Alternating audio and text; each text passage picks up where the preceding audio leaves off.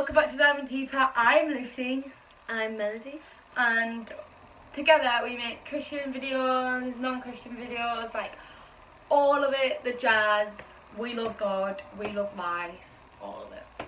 And in today's video is the last of my series, and we are going to kind of be doing a Bible study, but not really, because we're not going to be reading the full scripture. We're going to be looking at John chapter 11, the full chapter, but we're not going to be reading it. So if you want to go away and read it yourself, then go for it, because we recommend to do it. It's going to explain the story to us. It's a really good story. But we do still recommend to go and read it yourself, because it is quite good.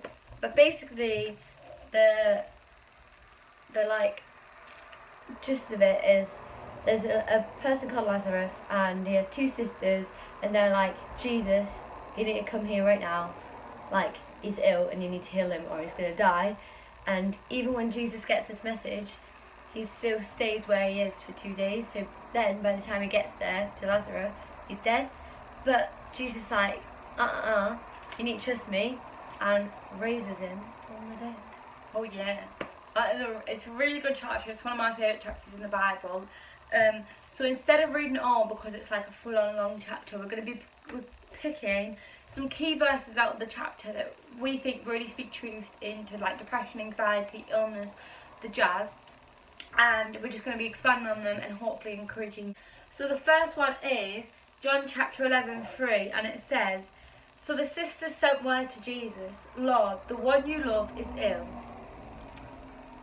Okay, so what we've pulled from this is, I think it's really cool. It says, Lord, the one you love is ill, because it's that like little sort of reminder, like he actually does love us, whether we have an illness, or whether we're like suffering from mental health or anxiety or like any of that type of stuff. He still loves us just the same as maybe someone who doesn't struggle with that. It's like, so you're just reminding that like he still loves us. And yeah, verse 4, which says, "When he heard this, Jesus said, 'This illness will not end in death. No, it is for God's glory, so that God's Son may be glorified through it.'"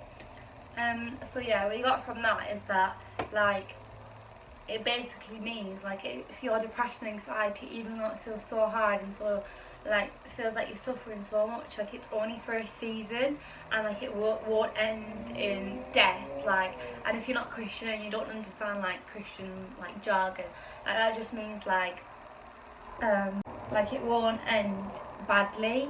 It will have life to it. It will have goodness to it. And like the end of that verse where it says like it's for God's glory. I know that sounds so heart-wrenching. Like it's sometimes when people say to me like it's for God's like plan, I'm like shut up.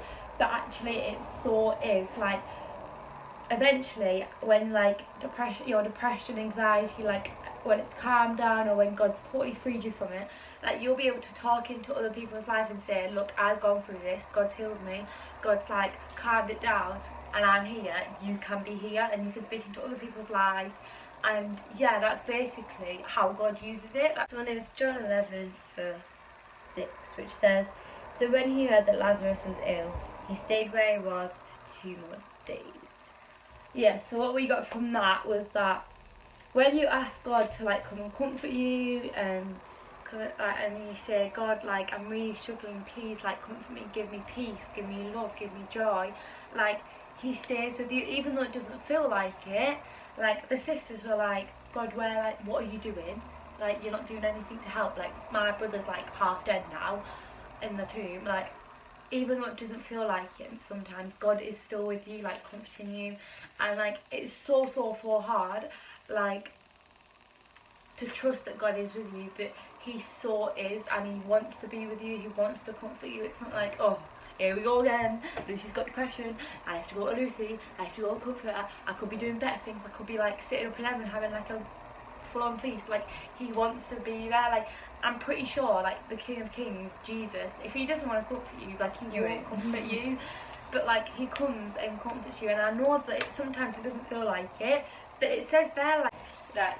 The next one is John 11:17, and it says, "On his arrival, Jesus found that Lazarus had already been in the tomb for 4 days. 4 days. Let's just think about how gross that would be, right? Like, I mean, I ain't no scientist, so I don't know, like, how long it takes for people to, like, start, like, rotting and stuff. But, like, that's dead for 4 days in, like, what my brain is thinking of, like, a cave. Like, cave or whatever, I don't know. But, like insects and stuff would be in there. Like, maybe biting away at him, like right then I'd be like God, what are you gonna do now? Like, he's already dead. He's been in there for 4 days. You take your time, and now this has happened. Like, but like God's there, and like, can we read the verse again? 'Cause I'm confused about what I'm talking about. On his arrival, Jesus found that Lazarus had already been in the tomb for 4 days. Like, I feel like Jesus got there. He was like, oh yeah, 4 days, like nothing. But they were all like, oh my gosh, like, he's already dead. But Jesus is like, oh, okay, it's been 4 days. Oh, good. Like Jesus. Even when it seems like you're like, right, what can you do now? Like, we're past the point of saving me. I'm a goner. Like, God's still like, no, you don't have such a small brain. Don't have such a small perspective of things. Like, think outside the box. Like, I'm God. I created this whole world. Do you not think I can find a way around this? Like, this was my plan. That makes sense. This is John 11 verse 22. But I know that even now God will give you whatever you ask. So yeah, we got from that that sometimes all you need to do is like say, God, like, I'm struggling with this so much. I'm struggling with my depression thoughts. I'm struggling with my anxiety attacks. Please come and just fill me with your spirit. And I know sometimes it feels like I haven't done anything. But like I said last time, it kind of links to that. Like, Jesus is with you. Jesus does answer your prayers. Like, he knows the desires of your heart. He also knows what you need, and he's not going to leave you like dead on the street. He's going to obviously come and help you in your depression and anxiety. So yeah. Next one is John 11:23, and it says, Jesus said to her, your brother will rise again. So what we've got from this one is, like, even when you feel like so like rock bottom with what you're struggling with, and you feel like, oh right, I'm like metaphorically dead now, God, you can't do anything to save me. God's not gonna be like, oh right, okay, you've given up, never mind then, I'm good at it. It's like, he's not gonna be like that. Like, he's gonna be like, no, obviously not. Can you not, like, do you not realise I'll find a way around this? Like again, like with the last one, don't put me in a box. Like, I can do like much greater things than you can even imagine. That like humans like can't even understand it, like what God can do. So like, even when you think, oh, I'm practically dead now, like there's no point even like coming, like go to the next person. Like, God's gonna be like, no, shut up. Like, seriously, just let me help you. Yeah. 7:35. Jesus wept. Might as well leave. Like, isn't that so beautiful? Like, Jesus wept with the sisters. He weeps with you. He weeps with me. He weeps with Melody. He weeps with my family. He weeps with you. He weeps with you. He weeps with you. He weeps with Martha and Mary. He weeps with you all. He doesn't think, why you got these thoughts? Why have you got depression? Why have you got anxiety? Why are you having a panic attack because you're about to go on stage? Why are you having a panic attack because you're about to go to a funeral? Why are you having a panic attack because of this? Why are you doing this? Why are you doing that? Why are you doing that? Why have you got these thoughts? Why have you got them thoughts? Like, he weeps with you. It breaks his heart to see you like this. Like, he doesn't want you to feel depressed. He doesn't want you to have these anxiety attacks. He weeps with you. And that's enough said, really, about that. Hurts him. It hurts him. Jesus wept. Like, he's not this like powerful little He's God not up here this, like that looks down on stone-hearted, you. like, I'm gonna fix this. Why are you crying? Like, have faith in me. He's like, I am so sorry that you feel this way. I am so sorry you have to It go even through gives this. me goosebumps. Like, Jesus is literally like, I honestly wish you didn't have to go through this. The next one is John chapter 11 verse 40, and it is, "Then Jesus said, 'Did I not tell you that if you believe, you will see the glory of God?'" Just having clockworks. Right, read it again. The next one is John chapter 11 verse 40, and it says, "Then Jesus said, 'Did I not tell you that if you believe, you will see the glory of God?'" Yes. Now, first thing I want to say, doesn't mean that if you doubted him, he's going to be like, right, well, you doubted me, I'm not going to help you now. Because, I mean, we've all done it. Like, I can't even count on this many, like, 2 hands, how many times I've doubted God. It's that many.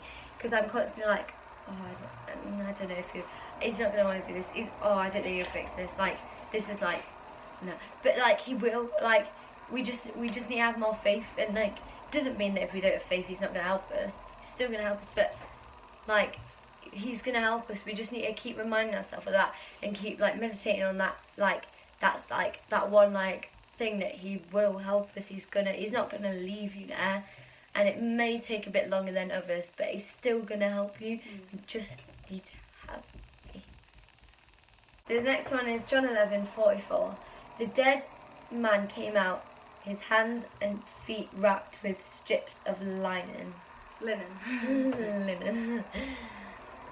"The dead man came out, his hands and feet wrapped with strips of linen and a cloth round his face. Jesus said to them, 'Take off the grave clothes and let him go.'" Amen, sister. But, like, take off them grave clothes, sister, and let you go. That makes sense. Yeah. But, like, just take off them grave clothes. I know it's easier said than done, but, like, he doesn't want Isn't everything? to see you, like, with these, like, depressed thoughts, and he's like, "Lazarus, come forth!" He comes forth with all these linen clothes on, like, hopping out the grave. Because, I don't know if you know, but he actually did, like, wrap the feet up together, wrap the arms up together. He's like... Literally was like... how did he do that? Like, oh yeah, just in the grave, like... Oh, right, okay, Jesus is calling me forth, let's go, lads. Like, come on, guys. I know depression and anxiety is real stuff here, and I'm not belittling your feelings, but pray, get into the word, and take off them grave clothes and walk forth. Leave that depression and anxiety, because Jesus loves you more than that. Like, that is the truth. Jesus wept with you. I think that is the verse of the video. But yeah, we hope you enjoyed this last summer series. Oh my gosh, it's been so good, and I hope it encouraged you, because it's really encouraged us. Yeah, and thank you to all people that contributed to the videos. It means a lot. I don't know how to make it now. It means a lot. So yeah, please subscribe, follow our Instagram, which is Diveindeeperlm, and like, comment, share, subscribe. But yeah, Notification bell. share with friends and family. We have Subscribe, because hashtag save this nation.